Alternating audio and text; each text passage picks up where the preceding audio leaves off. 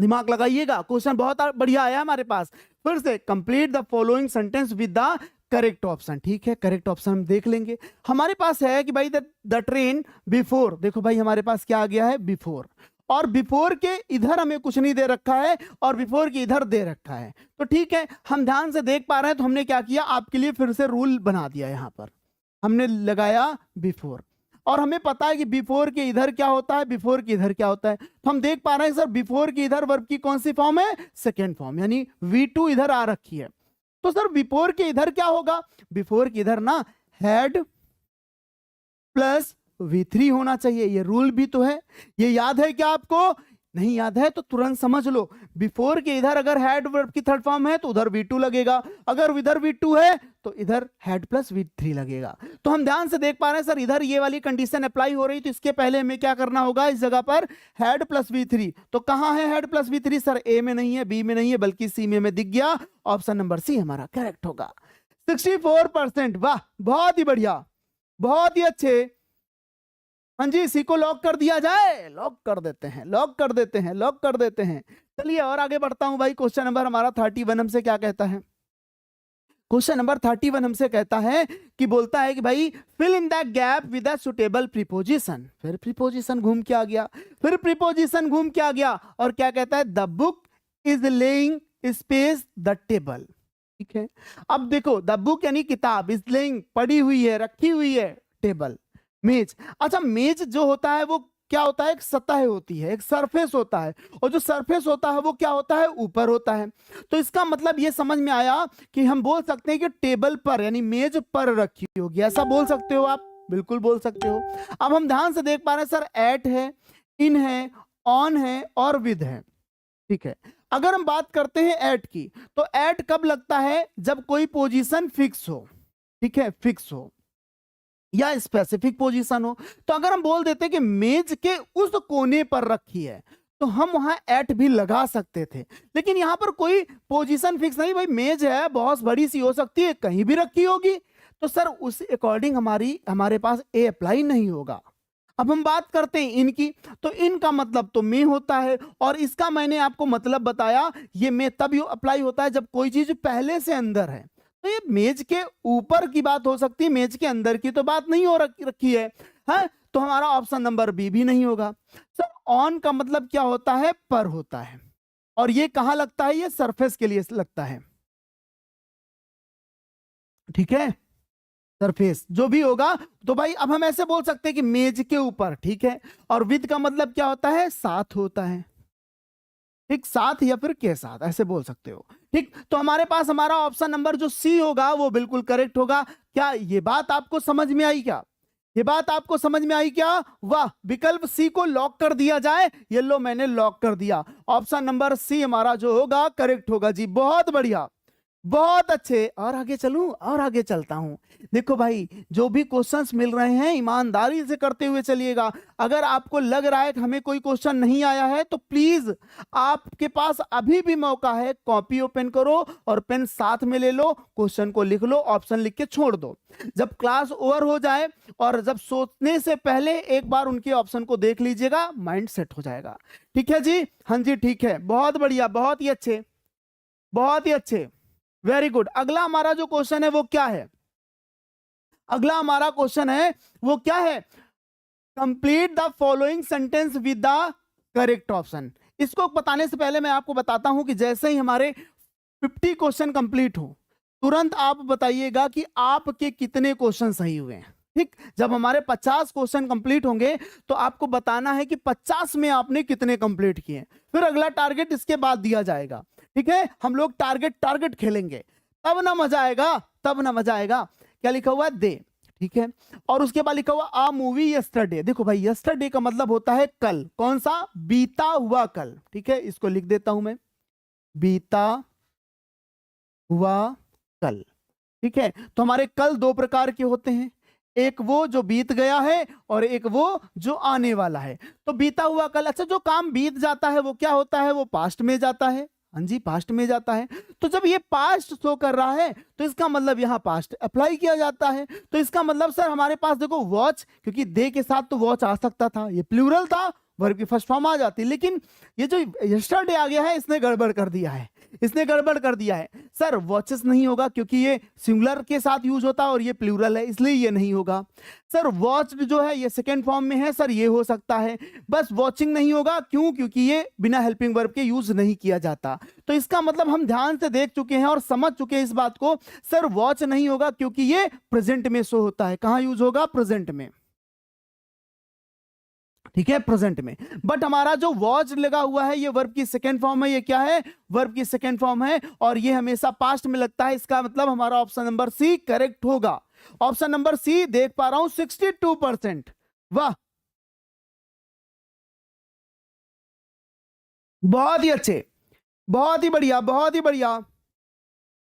हाँ जी, हाँ जी, हाँ जी, वाह, very good, very good, very good, बहुत बढ़िया, बहुत ही अच्छा।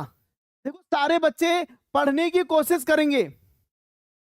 हाँ, समझ में आपको तब और अच्छे से आएगा जब इन चीजों को आपने पहले कवर कर रखा होगा। क्योंकि अब हम लोग के पास टाइम ये है ना कि हम लोग को बहुत ही अच्छे से चीजों को कवर कर ले जाना है, ताकि एग्जाम के पहले 22 तारीख की शाम को हम लोग पूरा कंप्लीट कर चुके हो, है ना, कंप्लीट कर चुके हो। अगला क्वेश्चन लाया जाए नजरों के सामने, जल्दी से बताओ। ये लो, जल्दी से सारे बच्चे बताओ कौन सा आंसर सही होगा।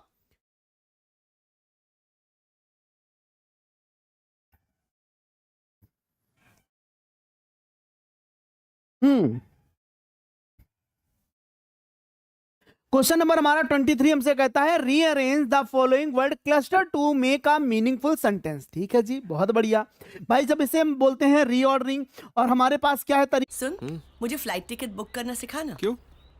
कहाँ जाना है? कहीं नहीं, बस इसका मतलब हमारा सेंटेंस दो तरीके से स्टार्ट होगा, या तो क्वेश्चन वर्ड से होगा या फिर प्यारे बच्चों हेल्पिंग वर्ब से होगा। तो चलिए हम आगे इसके आगे चेक करते हैं सेंटेंस में। हम ध्यान से देख पा रहे हैं हमारे पास सारे के सारे सेंटेंस में क्वेश्चन वर्ड अप्लाई करके दे दिया गया है। ठीक है, बिल्कुल ऐसे ही तरीका करिएगा, गलती नहीं होगी। हम ध्यान से देख पा रहे हैं सर क्वेश्चन वर्ड, और अब भाई क्वेश्चन वर्ड है तो ये तरीका तो है नहीं। तो सर क्वेश्चन वर्ड के बाद क्या आता है? तो हम बोल सकते हैं सर क्वेश्चन के वर्ड के बाद हेल्पिंग वर्ब आती है। हेल्पिंग वर्ब के बाद क्या आता है? सर सब्जेक्ट आता है। सब्जेक्ट के बाद क्या आता है? सर सब्जेक्ट के बाद हो सकता है ब्रैकेट में नॉट लगा हो। उसके बाद क्या आता है? उसके बाद सर वर्ब आती है, और वर्ब के बाद क्या आता है जी?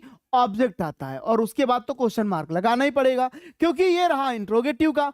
तो अब हम ध्यान से देखते हैं सर क्वेश्चन वर्ड के बाद क्या रखा है? प्रोनाउन आ गया है, और जबकि रूल कहता है कि क्वेश्चन वर्ड के बाद हेल्पिंग वर्ब आए। तो क्वेश्चन वर्ड के बाद हेल्पिंग वर्ब आए तो यहां पर तो ये सर प्रोनाउन है। सर ये नहीं होगा, ऐसा ही आपको भी बोलना है। अगर आप बोल बोल के प्रैक्टिस करोगे तो गलती कभी नहीं होगी, गलती कभी नहीं होगी जी, बिल्कुल नहीं होगी। हम देख पा रहे हैं सर वाई के बाद विल अप्लाई किया गया।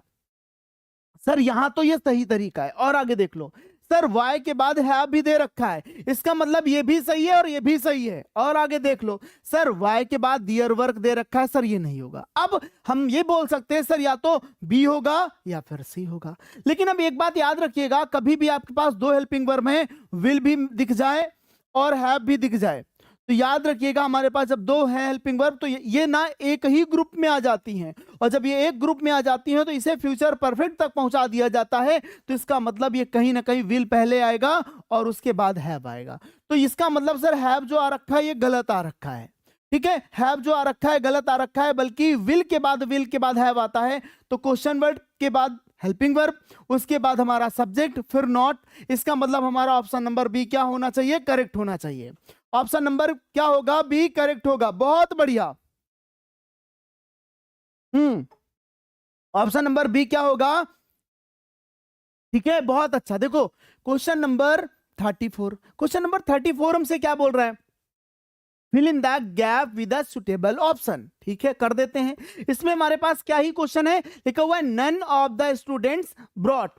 ब्रिंग की सेकेंड फॉर्म लिखी हुई brought, bring brought space books. ठीक है, अब हम बात करते हैं सर हमारे पास क्या ही है, हमें क्या करना? Choose the correct pronoun. ठीक है, हमें प्रोनाउन सेलेक्ट करना है।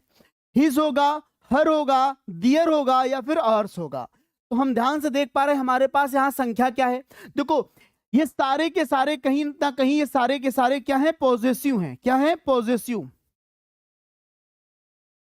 ठीक है, पॉजेसिव हैं। ये सारे के सारे पॉजिटिव हैं।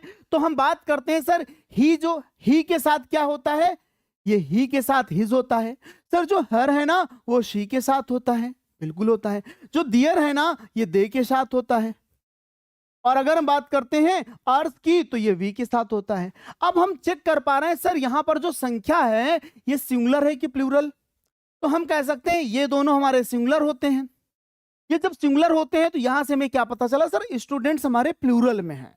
और स्टूडेंट्स अगर हमारे प्लूरल में होते हैं तो हम प्लूरल के साथ प्लूरल की पॉजिटिव लगाएंगे। तो हमारे पास जो करेक्ट आंसर होगा वो क्या होगा, ऑप्शन नंबर सी होगा। क्योंकि अब वी जो है, वी तो साफ साफ पता चला कि यहाँ हमारा ये फर्स्ट पर्सन का प्रोनाउन, जबकि ये थर्ड पर्सन में काउंट किए जाते हैं। याद रहेगा, एग्जाम तक तो बिल्कुल याद रखना पड़ेगा जी। बहुत बढ़िया, बहुत अच्छा, बहुत अच्छा सारे के सारे बच्चे।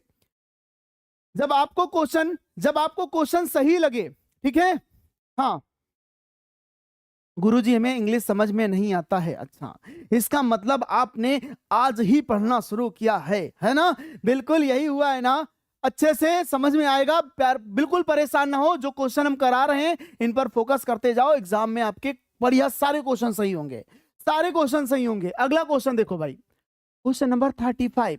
क्वेश्चन नंबर 35 हमसे कह रहा है कि select the correct option of proper noun. Proper noun क्या होता है, यानी कि नेमिंग वर्ड। क्या होता है भाई, नेमिंग वर्ड। नेमिंग वर्ड यानी इस जहां कहीं नाम लिखा हो, जहां कहीं नाम दिया हो, वो प्रॉपर नाउन कहलाता है। किसी भी चीज का अगर नाम लिख दिया जाए प्रॉपर नाउन कहलाता है। तो हमारे पास यहां पर कुछ वर्ड्स दे रखे हैं, जैसे बॉय दे रखा है, कावेरी दे रखा है, रिवर दे रखा है और गोल्ड दे रखा है, ठीक है। अब हम बात करते हैं बच्चों बॉय की। तो ये हमारा जो नाउन है ये कौन सा नाउन है, कॉमन नाउन है, ठीक है। कौन सा नाउन है, कॉमन नाउन, क्योंकि बॉय कौन सा है नहीं पता है, तो सर कॉमन नाउन होगा। तो ये प्रॉपर पूछा गया सर, ये नहीं होगा। सर कावेरी, कावेरी एक नेम है, क्या है, एक नेम है। तो जब एक नेम है तो ये क्या होगा, प्रॉपर होगा। क्या होगा, प्रॉपर होगा। हमसे प्रॉपर बोला गया है, तो अभी अब तक हमारा ये आंसर सही है। और आगे देखते हैं सर, रिवर लिखा हुआ है, इससे क्या पता चला, ये एक नदी है, और नदी कौन सी है ये नहीं पता चल रहा है, इसलिए ये हमारा कॉमन हो सकता है, हो सकता नहीं सर, है, ठीक है, हमारा ये कॉमन नाउन है। सर गोल्ड, गोल्ड क्या है, गोल्ड हमारा मटेरियल होता है ना, जिससे हम क्या करते हैं और भी चीजें तैयार कर सकते हैं। तो अब हमें बहुत अच्छे से पता चल गया सर, ये मटेरियल नाउन है, ये कॉमन नाउन है, ये कॉमन नाउन है। ऑप्शन नंबर बी हमारा कावेरी बिल्कुल करेक्ट आंसर है।